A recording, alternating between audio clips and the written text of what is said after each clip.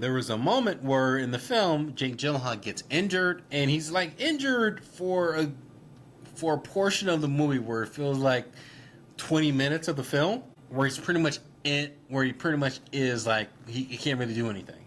And there's a good sequence there where Dar Salam, and I'm sorry if I keep pronouncing this guy's name, but there's this moment where this guy deliberately used all his weapons, whatever he got, and carried Jake Gyllenhaal to the nearest U.S. facility. And keep in mind, by doing so, he is regarded as a traitor by the Taliban's, and the guy is risking his life, his safety, because the guy also has a family, to help out an American soldier.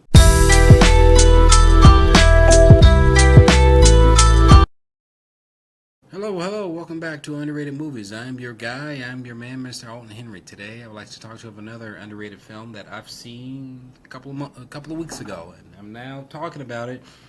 It is a film directed by Guy Ritchie, a very interesting departure from his usual absurdity, fast-paced action comedies. I would say this is The Covenant that came out back in 2013, also known as Guy Ritchie's The Covenant, starring Jake Gyllenhaal, Dar Salim, and Johnny Lee Miller. I believe that is the guy's name.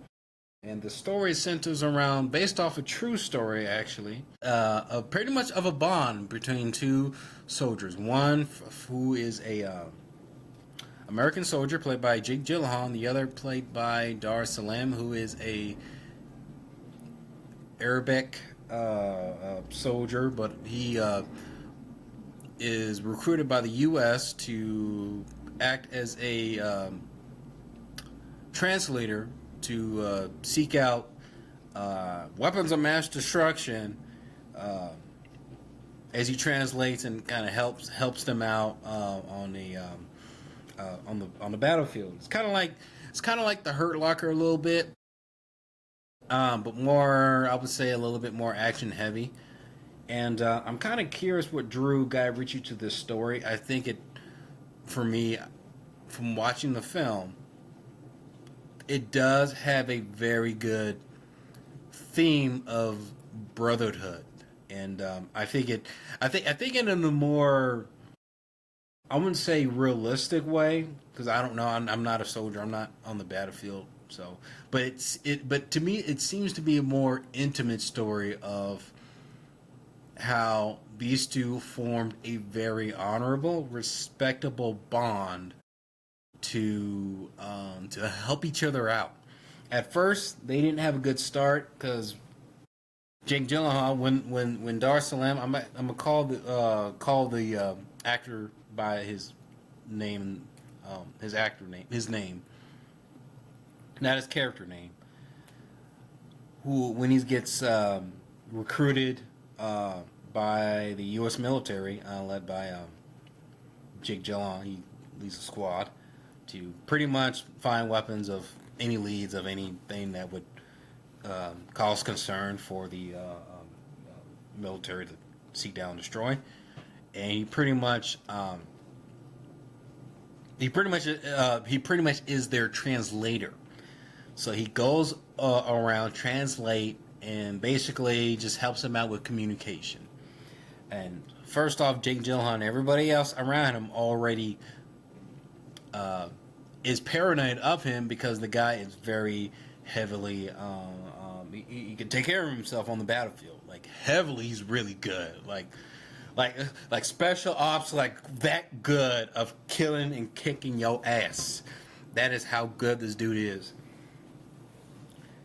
And there was a moment where in the film Jake Gyllenhaal gets injured, and he's like injured for a portion of the movie where it feels like 20 minutes of the film, where he pretty much is like he can't really do anything.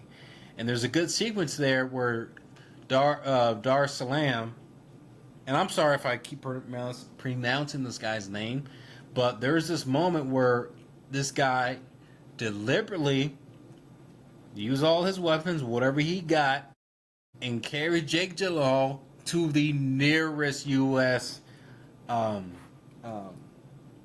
facility. And keep in mind, by doing so, he is regarded as a traitor by the Taliban's, and the guy is risking his life, his safety, because the guy also has a family, to help out an American soldier. And to see that, and it doesn't matter about the, like, soldier or anything, like the level of honoring and respect that these two have for one another, to do that, knowing that this guy was willing to risk his life, was inspiring to watch, and it was intense and riveting.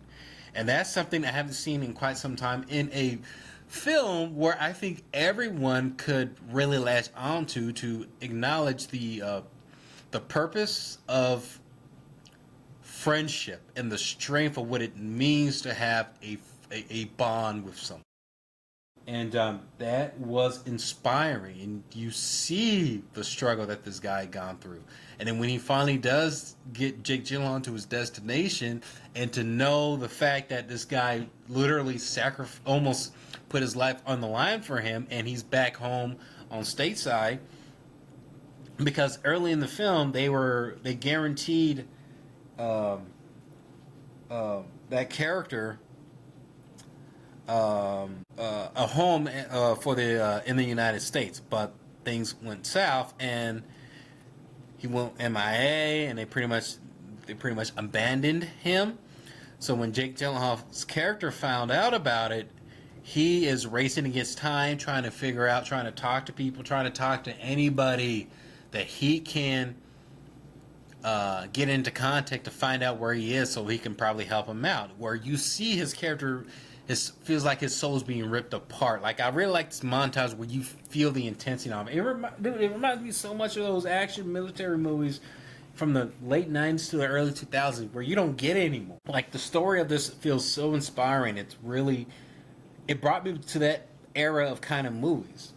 It's not even a political movie. It's a good action movie about respecting a bond in the most purest way possible, and honoring it, and ensuring that it goes, that is met. So you see the torture, the mental and spiritual torture that Jake Gyllenhaal goes through, and he's like, I can't do this anymore. I need to go back out there and save this man. And to know that we abandoned him after all we went through cannot go undone. So he goes out there to save his behind, risking his life, knowing that this man is the movie. It's a very inspiring movie. I could go all day with this, preaching like a preacher. I could go all day because this movie was that damn good. There's one little nitpick I have personally. It's not anything that would deviate from the movie. I mean, maybe it would take away from it, because I like movies to be a little bit violent. I mean, it was just violence. But the film, the way the action scenes were, and how it felt like it was shot, it could feel like it could easily be PG-13 film. It didn't feel like it needed to be R. I'm fine with it being R, but it didn't feel like when R-rated movies have certain materials in it, like, I'm expecting it to be more gritty. The movie feels a little bit neatly polished. I would have loved a little bit more grittiness to this film, but it didn't deviate from me not enjoying it, because I enjoyed the hell out of this. Probably one of my personal favorite guys, Ritchie's probably second to, he did the Sherlock Holmes movies and Wrath of Man. I highly recommend this movie out. So if you're looking for something, especially for like a good action heroic film, check this out. Guys, Ritchie's The Covenant. Have you seen it? Comment below if you have, and let me know what is your favorite underrated movie, y'all.